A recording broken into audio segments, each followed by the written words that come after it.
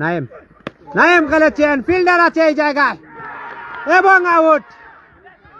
সাজ করে ফিরে যাবেন নাইম।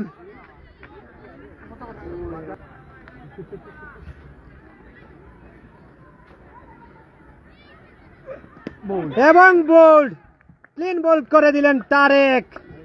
এবার থেকে 2টি উইকেট তুলে নিয়েছেন তারেক। দৌড়াচ্ছেন, সোহাগ প্রস্তুত, ভালো ছিল এবং আউট। আরো একটি উইকেটের পতন তারেকের হাত ধরে।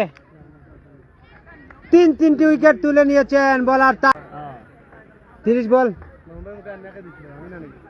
ব্যাটসম্যান শাওন খেলার চেষ্টা,